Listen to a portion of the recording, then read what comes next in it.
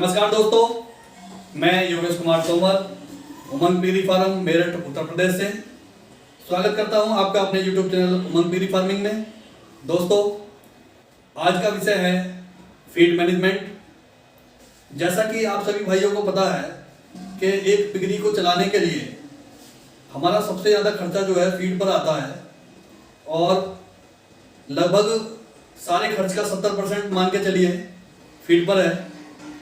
और जिसकी समस्या हमारे फार्मर भाइयों को हमेशा बनी रहती है कि अच्छा फीड, अच्छी ग्रोथ, ज़्यादा मुनाफा किस तरीके से पाया जाए।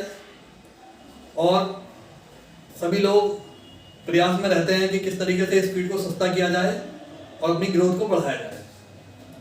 तो इसी क्रम में मैं आपको मिलवाता हूँ मिस्टर संजीव कुमार शर्मा जी से। नमस्कार दोस्तों, मैं शर्मा जी के बारे में बताना चाहूँगा कि शर्मा जी को इस फील्ड में लगभग 16 साल हो गए हैं और इन्होंने जो इस फील्ड में पिगरी का मैनेजमेंट और न्यूट्रिशनिस्ट की भूमिका निभाई है। और कहीं ना कहीं हम इनसे वो चीज़ें जान सकेंगे जिससे हमारा फीड अच्छा और हमारे जानवर हेल्थी और जल्दी से वेट गेन करें कम से कम कॉस्ट में। उन सब चीज़ों को हम संजीव जी से जान पाएँ। तो संजीव जी, अपने फार्मर भाइयों को आज की इस वीडियो के द्वारा ये समझाना चाहते हैं कि उनको किस तरीके से अपना फीड बनाना चाहिए और किस तरीके से पिगरी में क्या क्या फीड इंग्रेडिएंट होते हैं, या किस तरीके से वो अपना सस्ते से सस्ता फीड बना करके और ज़्यादा से ज़्यादा अपने जानवरों को हेल्थी कर सकें और मुनाफा कमा सकें। टाइम से वेट करने से। जी देखिए तोमर साहब, सबसे पहले तो मैं आपका धन्यवाद करता हूँ कि आपने मुझे अपने YouTube चैनल में ये मौका दिया। और सभी फार्मर भाई जो इस माध्यम से, हमारे वीडियो के माध्यम से हमारे साथ जुड़ेंगे, उनका भी मैं स्वागत करता हूँ। तो तोमर जी, जैसे आपने मुझे पूछा फीड के बारे में, फीड के बारे में इन जनरल अगर मैं आपको बताऊँ तो फीड बनी होती है 6 चीज़ों से। जी इसमें नंबर 1 आपके कार्बोहाइड्रेट्स, जिनको हम एनर्जी बोल देते हैं। नंबर 2 प्रोटीन, आप सबको मालूम है। नंबर 3 फैट, ये भी सब लोगों को मालूम ही है। नंबर 4 मिनरल्स, नंबर 5 विटामिन और नंबर 6 अमीनो एसिड्स। कोई भी अच्छी फीड योगेश जी तब बनेगी जब ये 6 की 6 चीज़ें एक सही बैलेंस में उस फीड के अंदर होंगी। जी मैं देखता हूँ, थोड़ा सा मैं आगे चलता हूँ इस बात में, मैं देखता हूँ कि बहुत सारे फार्मर भाई बहुत सारे फीड फॉर्मुलेशन को ट्राई करते हैं, लेकिन हर एक में कुछ ना कुछ, किसी न किसी लेवल पे कुछ ना कुछ कमी होती है, जिसकी वजह से उन्हें वो रिजल्ट नहीं मिल पाता जो अल्टीमेटली फीड का मिल जाना चाहिए। तो क्या संदीप जी, हम एक अच्छी बैलेंसिंग से फीड की कॉस्ट भी कम कर सकते हैं? बिल्कुल सर। देखिए योगेश जी, इसमें फीड बैलेंस करने का मतलब ये नहीं है कि फीड को कोई महंगा करना है। फीड बैलेंस करने का मतलब है कि वो फीड आपको कम कॉस्ट करेगी। जी देखिए, दोनों ही बातें हैं इसमें, अच्छी भी बनेगी और वो कॉस्ट भी कम करेगी। अगर वो रेट में कॉस्ट कम नहीं करेगी, लेकिन उसका जो FCR आएगा वहाँ पे वो फीड आपको दूसरी फीड के मुकाबले कम कॉस्ट करेगी। जी तो संजीव जी, ये बताइए कि मुख्यतः किस किस तरह के फीड हम पिगरी में बनाते हैं? देखिए योगेश जी, आप एक्सपीरियंस फार्मर हैं, आपका एक अपना एक प्रैक्टिकल एक्सपीरियंस है, पर मैं आपको अपने एक्सपीरियंस के हिसाब से बताऊं तो नॉर्मली पिगरी के अंदर हम 4 तरीके का फीड हमें बनाना चाहिए। जी आगे इनके सब डिविजन्स हैं, वो भी मैं आपको बताऊंगा। 4 डिवीजन है, स्टार्टर है, आपका ग्रोवर है, फिनिशर है और ब्रीडर है। जी अब इसमें स्टार्टर की अगर मैं सब डिवीजन की बात करूँ तो 2 तरीके के फीड बनेंगे, क्रीपर फीड बनेगा, दूसरा आपका स्टार्टर फीड बनेगा। जी और अगर मैं जो आपकी ब्रीडर फीड है उसकी डिवीजन की बात करूं तो वहां पे आपके 3 फीड बनेंगे। आपका लैक्टेटिंग फीड बनेगा, आपका जेस्टेशन फीड बनेगा, प्लस आपका बोर का फीड बनेगा। जी तो अगर सब डिवीजन के साथ अगर हम मिला के देखें तो 5 और 7 तरीके के फीड हम लोग बना सकते हैं, पर 4 फीड भी आप बनाओगे सफिशिएंट है। तो संजीव जी देखिए, तो फीड मैनेजमेंट का तो एक चैप्टर है, काफ़ी बड़ा चैप्टर है। ऑब्वियसली लंबी बात है, और एक ही वीडियो में सारा कुछ बता पाना संभव भी नहीं है और आपके लिए भी थोड़ा इतना समय निकाल पाना संभव नहीं है क्योंकि आप वैसे ऑलरेडी बहुत व्यस्त रहते हैं। जी। और मैं तो आपका शुक्रिया करूँगा कि आपने ये टाइम निकाला हमारे फार्मर भाइयों के लिए। तो मैं आपसे निवेदन करूँगा कि आप हमारे फार्मर भाइयों को आज ग्रोवर फीड के बारे में बताइएगा। ग्रोवर फीड से शुरू करना चाहते हैं? ग्रोवर फीड से शुरू करना चाहते हैं जी। तो इसके बारे में इसी पे फोकस रखिएगा।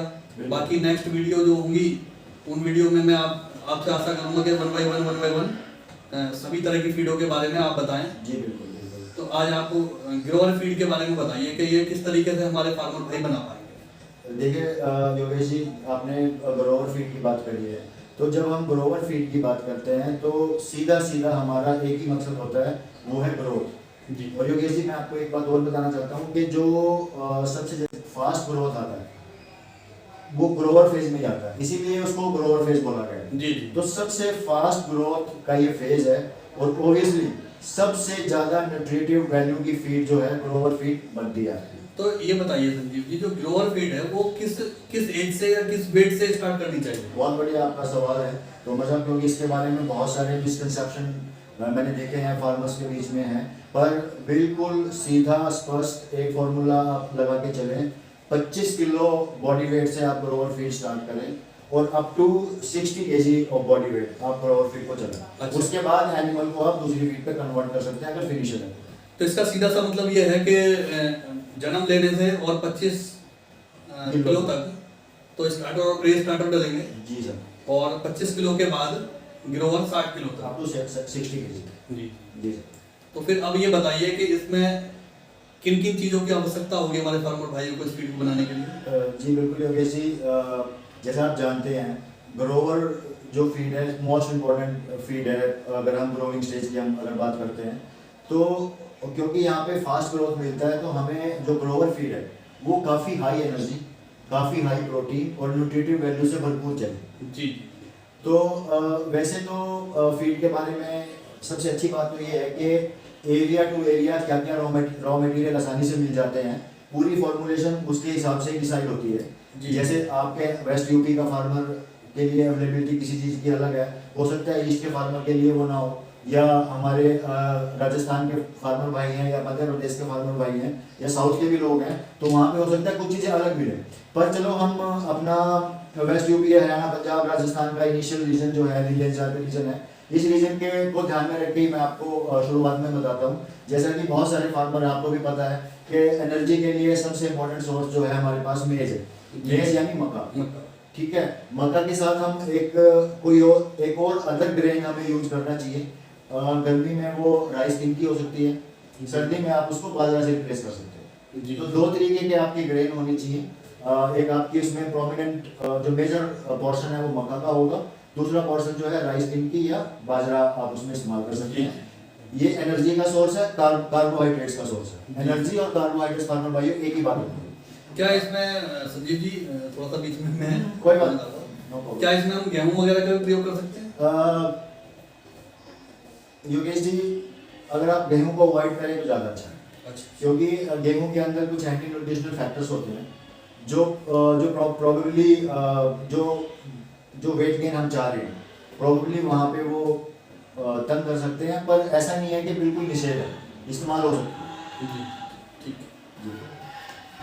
तो जब हम एनर्जी की हमने बात कर ली, एनर्जी में और भी बहुत सारे सोर्सेज हैं। अगर मैं कुछ और ऐड करते, जैसे आपने गेहूं का बताया बड़ा अच्छा, इसमें आप जवार यूज कर सकते हो, उसमें आप वो आपकी रागी इस्तेमाल कर सकते हो, आप बहुत अच्छा सोर्स है वो भी एनर्जी का। डिपेंड करता है कि आपके एरिया में क्या आसानी से मिलता है, क्या सस्ते रेट पे मिलता है। जी। अब हम आगे बढ़ते हैं प्रोटीन पोर्शन पे, जो इम्पोर्टेंट पोर्शन है, बहुत इम्पोर्टेंट पोर्शन है, क्योंकि प्रोटीन ही ग्रोथ का एक बैकबोन है।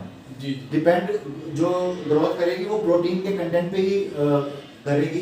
तो प्रोटीन के सोर्स के तौर पे अगर मैं ग्रोवर फीड की बात करूँ तो आपके पास सोया आपका मस्ट यूज प्रोडक्ट है, सोया डीओसी आपको यूज करनी ही पड़ेगी। जी। इसके अलावा आप DDGS का इस्तेमाल कर सकते हैं। ये एक चावल से बना हुआ एक प्रोटीन का सोर्स होता है, जिसमें प्रोटीन 45% के आसपास ही होता है, खाने में बड़ा टेस्टी है और मक्का आपकी सोया डीओसी से 15-20 रुपये किलो प्राइस में कम होता है। तो DDGS एक सब्सिडरी सोर्स है, मेन सोर्स आपका सोया डीओसी है, सब्सिडरी इंक्लूजन कर सकते हो आप कुछ % तक। इसके अलावा आप चाहो तो फिश मील का भी इस्तेमाल कर सकते हो, MBM अगर अच्छी क्वालिटी का मिल जाए। ये यहाँ पे मैं थोड़ा सा आपका टाइम देना चाहूँगा, क्योंकि मैंने देखा है कि फार्मर जो है ना MBM की तरफ बहुत ज़्यादा आकर्षित होते हैं, नो डाउट एमबीएम प्रोटीन का बढ़िया सोर्स है, इसमें कोई डाउट नहीं है, पर एमबीएम की क्वालिटी जो हमें मिलती है वो इसमें सबसे बड़ा चैलेंज है फार्मर भाइयों। अगर क्वालिटी अच्छी नहीं है तो एमबीएम जो है ना इतना नुकसान कर सकता है कि जिसकी भरपाई करनी मुश्किल होती है। तो ग्रोवर फेज तक तो मैं चाहूँगा कि एमबीएम आप ना ही यूज़ करें, अच्छा फिश में मिल जाए आपको, वो आप यूज़ करें, कोई प्रॉब्लम नहीं है। तो प्रोटीन के हमारे पास ये 3-4 सोर्स बनते हैं, आपके पास अवेलेबिलिटी जैसी है उस हिसाब से फॉर्मुलेशन आपका बन सकता है। थर्ड सोर्स में फिर आता है फैट का पोर्शन। फैट के पोर्शन में सबसे बढ़िया है कि हम डायरेक्ट कोई फैट यूज़ ना करें, हम राइस पॉलिश इस्तेमाल कर सकते हैं। हमारे दो काम करती है, एक तो उसके अंदर फैट भी होता है और फीड को बल्कि भी करती है जी। बल्कि इन द सेंस कि न्यूट्रिशन से भरपूर आपकी फीड है तो उसकी क्वांटिटी, पेट भरने के लिए जो क्वांटिटी चाहिए एनिमल को, वो फीड को बल्कि भी करती है, उसका क्वांटिटी भी बनाती है। तो अगर किसी वजह से आपको राइस पॉलिश नहीं मिल रही है तो आप डायरेक्ट ऑयल का इंक्लूजन कर सकते हैं, उसके अंदर आप टैलो का इस्तेमाल कर सकते हैं, अच्छे से कोई प्रॉब्लम नहीं है। इसके अलावा आप उसमें अगर राइस ब्रांड ऑयल आप अगर यूज़ करें वो भी फ़ायदेमंद रहेगा। आप सनफ्लावर ऑयल, सूरजमुखी के तेल का भी इस्तेमाल कर सकते हैं।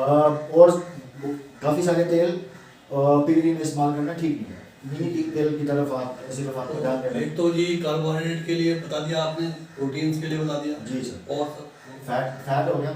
इसके अलावा जो बहुत बड़ा जो इम्पैक्ट डालता है ग्रोथ और एफसीआर में फीड के, वो है बढ़िया मिनरल्स और विटामिन्स की पूर्ति।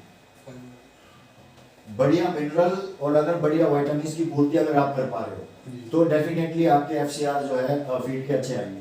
अब मैं बढ़िया से मेरा मतलब क्या है, अभी आप पूछोगे ना कि बढ़िया क्या है सर, भाई बाजार में मिलते हैं, आप भी इस्तेमाल करते हैं कि बाजार में मिलते हैं, ठीक है, वो बढ़िया या बढ़िया क्या है।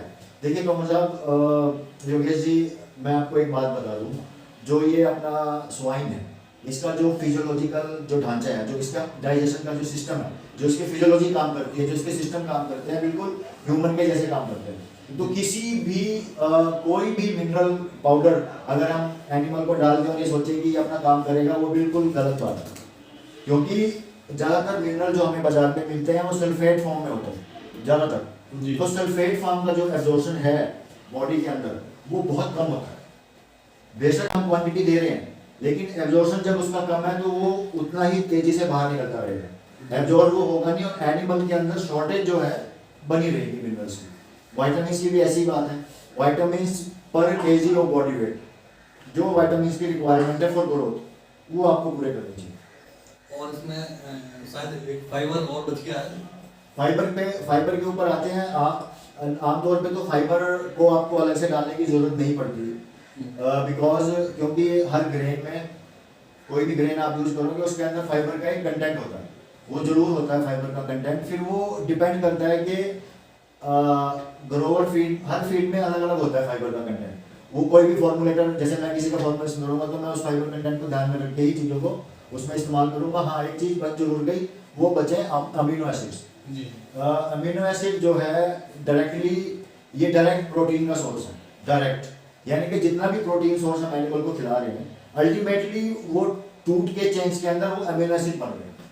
अब कुछ 12 तरीके के अमीनो एसिड होते हैं, इसमें से 4-5 तरीके के एसेंशियल जरूरी अमीनो एसिड जो है हर वक्त फीड के अंदर पूरे होने चाहिए। अगर वो पूरे होंगे तो ही जो बॉडी वेट है एनिमल का फीड खा के वो फास्ट बढ़ेगा।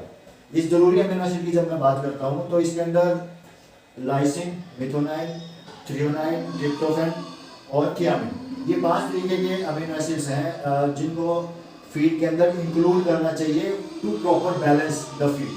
बिकॉज जितने भी प्रोटीन के सोर्स होते हैं उनके अंदर भी लास्ट में अमीनो एसिड ही एनिमल को मिलता है। वो अमीनो एसिड किसी प्रोटीन सोर्स में कम, किसी में कोई ज़्यादा, किसी में दूसरा कम, इस तरीके से वो अनबैलेंस्ड होते हैं। तो कोई भी फॉर्मुलेटर जब आपको अमीनो एसिड का इंक्लूजन कराएगा वो ये बात का ध्यान रखिएगा कि किस सोर्स से कितना, कौन सा अमीनो एसिड मुझे मिला था, कौन सा मुझे इसके अंदर डाल के पूरा करना है। तो ये अमीनो एसिड का ये जो रोल है ये रोल। तो ये 6 चीज़ मिला के, ऑब्वियसली वाटर आपका अलग है, वो आपका अलग ही है, ये 6 सोर्स मिला के एक पूरी कंप्लीट फीड तैयार होती है जी। योगेश जी, आप जानते हैं बहुत सारे फार्मर के टच में मैं भी हूँ। इनिशियली फार्मर को ये लगता है कि फीड बनाना जो ना ये मुश्किल काम है, बट मैं आपके पास आया हूँ, मैंने आपका सिस्टम देखा है तो आप कितनी इजीली फीड बना लेते हो।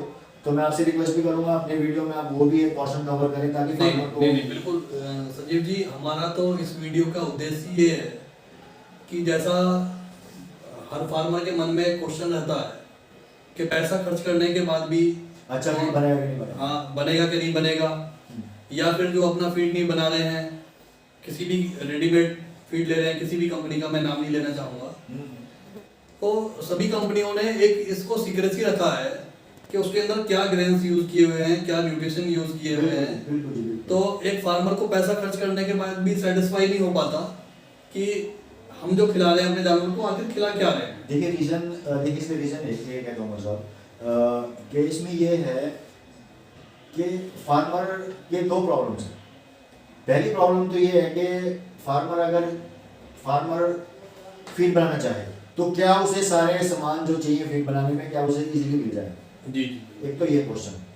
दूसरा इसमें क्वेश्चन ये है कि जब हम किसी ब्रांडेड फीड की बात करते हैं तो ब्रांडेड फीड में ऑब्वियसली आपके पास फिनिश फाइनल प्रोडक्ट पहुंचता है। जी ठीक है, तो फाइनल प्रोडक्ट्स हो सकता है आपको पसंद आए, हो सकता है आपको ना भी पसंद आए, हो सकता है उसका टेस्ट आपके एनिमल को अच्छा लगे, हो सकता है ना भी अच्छा लगे।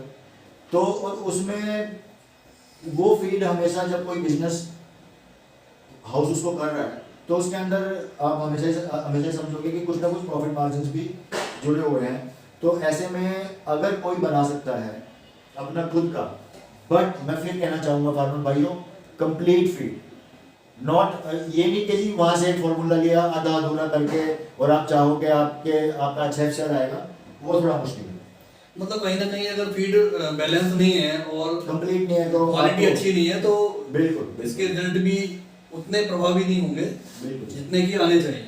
बिल्कुल। जैसे आपका भी एक्सपीरियंस है, आपने स्टार्ट किया, आप पहले ब्रांड को डाल रहे थे, जी आपने फिर अपना फीड बनाया, ठीक है, तो आपका एक्सपीरियंस क्या कहता है, हम उसके बराबर जा रहे हैं, उससे आगे जा रहे हैं, ये क्या हो रहा है, तो वो तो आपको पता है। नहीं बिल्कुल संजीव जी, मैं तो अपना बताना चाहूँगा अपने फार्मर भाइयों को कि जिस दिन से मैं अपने फील्ड पे आया हूँ उस दिन से फार्म पे जो ग्रोथ है वो पहले के मुकाबले काफ़ी अच्छी हो गई है। दूसरा, उस दिन से जानवर हमारे बीमार नहीं होते हैं, मेडिसिन कॉस्ट एकदम बढ़ गई है जी।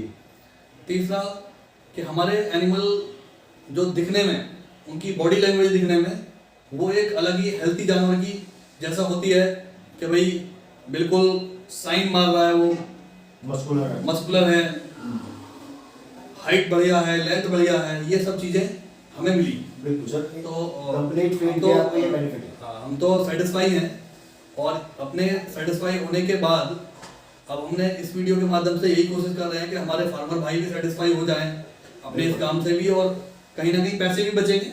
बिल्कुल बचेंगे, क्योंकि आज का जो दौर है, इस दौर में अगर कोई भी आदमी है या कोई भी फीड कंपनी को या किसी भी और कंपनी को अपने मार्जिन में से देता है तो मैं नहीं समझता ये कोई ज़्यादा अच्छी बात है। हर रुपया कीमती है। तो योगेश जी, जब हम ऐसे बिजनेस में होते हैं जहाँ पे हमें वेट गेन की बात करनी है, वहाँ पे हर एक रुपया कीमती है, क्योंकि 1 रुपया फीड की कॉस्ट किलो बढ़ने का मतलब है महीने भर में आपका 2.5 से 3 लाख रुपए का खर्च बढ़ जाए। सिर्फ एक क्योंकि फार्म है आपकी 30, 40, 50, 60, 100 टन तक भी फीड लगती है, और अगर 1 रुपया किसी का बढ़ता है तो लाख रुपए से लेकर 2-2.5 लाख रुपए तक का फार्म का खर्च बढ़ जाता है। जी जी। और फीड के रेट को आप हमेशा कंट्रोल कर सकते हो। ऐसा नहीं है कि आपका फीड कोई बाजार वाली जो फीड है, ब्रांड जो है, उससे आपका कोई महंगा बनेगा, उससे आपका 2-4 रुपए तक, 5 रुपए तक सस्ता ही बनेगा। तो संजीव जी, मैं एक चीज़ और चाहूँगा कि जो हम ग्रेन्स यूज़ कर रहे हैं, जो न्यूट्रिशन यूज़ कर रहे हैं, तो थोड़ा सा हमारे फार्मर भाइयों को बताइएगा कि क्या क्या ग्रेन्स कितने मात्रा में डलने हैं जी, और जो भी न्यूट्रिशन उसमें डलने हैं वो किस मात्रा में डलने हैं, थोड़ा एक वर्बली तौर पर बताइएगा। बाकी उसका एक चार्ट हम डाल देंगे, बिल्कुल उसे आप फार्मर भाई पढ़ लेंगे। बाकी थोड़ा सा मोटा आप बता दीजिए। जी बिल्कुल। मैं एक फॉर्मुलेशन जो अभी फिलहाल में चल रही है, मैं वो खोल लेता हूँ। जिसका बढ़िया FCR है वो वाली खोल रहा हूँ, तो सर जी सर अभी के लिए एक फॉर्मुलेशन मैं आपको बताऊं। जैसे हम ग्रोवर फीड की बात कर रहे हैं जी।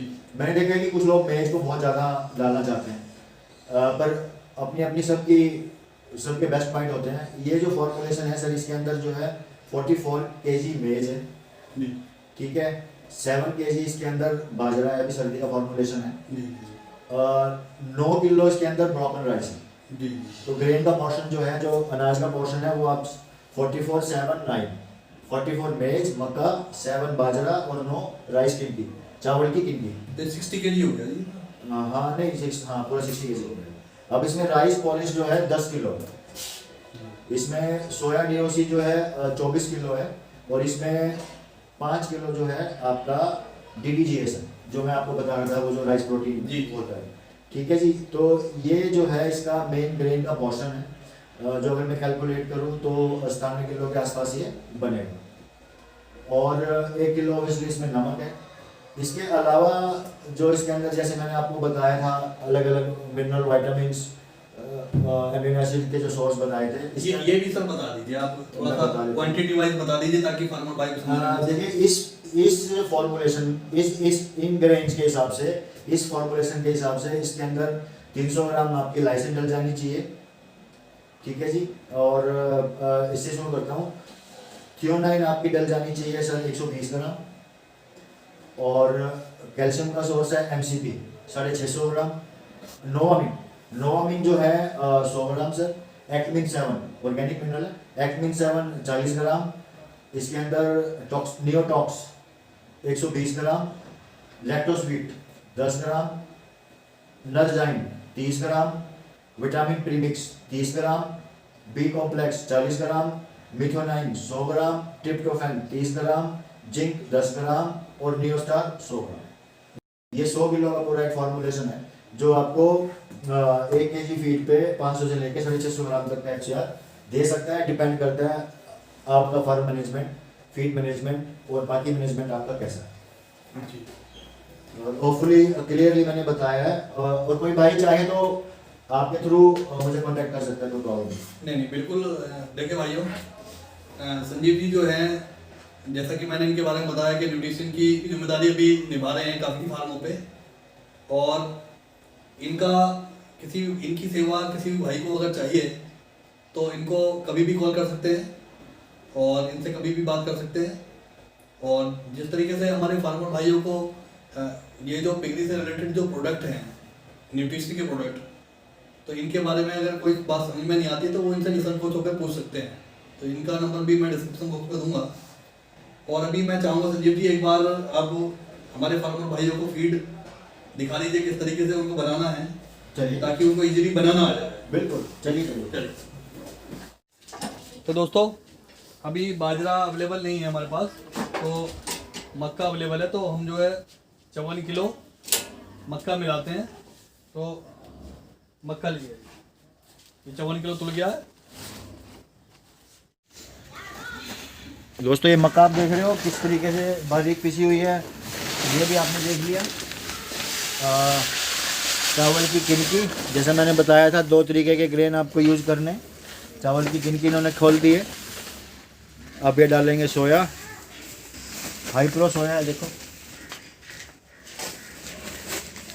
ये राइस पॉलिश 15% के हिसाब से इंक्लूजन, 15 किलो 1 क्विंटल में, 2 क्विंटल बन रही है तो 30 किलो है।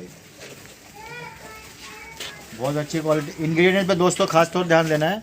आपके रॉ मटेरियल जो हैं वो क्वालिटी किसी भी लिहाज से हल्की नहीं होनी चाहिए, बेस्ट क्वालिटी होनी चाहिए जो मार्केट में अवेलेबल है। ये हल्की क्वालिटी बिल्कुल नहीं चलेगी, क्वालिटी बढ़िया आपको चाहिए दोस्तों। ये वो प्रीमिक्स हैं, जो दवाइयाँ हैं सब एक जगह पे मिक्स करी हुई हैं इसमें ग्रोवर में, ये आप देख सकते हो। ये जो भी 14-15 जो सप्लीमेंट्स इस्तेमाल होते हैं उनको एक जगह पे मिक्स किया हुआ है इस तरीके से। और ये एक मिक्सिंग का तरीका बनाया हुआ है कि आराम से ये जो अब दोनों मिलके जो है इसको मिला लेंगे। तो दोस्तों, आपने देखा कि कितना आसान है, नमक है, कितना आसान है फीड को बनाना। ये कोई बहुत मुश्किल काम नहीं है। एक बार ये आपके पास रॉ मटेरियल अवेलेबल हो जाए, बहुत इजी है। दूसरी चीज़, रॉ मटेरियल में जो इंग्रेडिएंट्स हैं, मेज, सोया, पॉलिश, राइस किनकी, बाजरा, ब्रोकन राइस, ये अलग बात है। और जो सप्लीमेंट्स है, सप्लीमेंट्स के लिए तो आपको 1 विंडो शॉप है, 1 विंडो आपके लिए दरवाज़ा है। आप मुझे कॉल कर सकते हैं, सब चीज़ आपको आपके फार्म पे अवेलेबल मिल जाएंगी।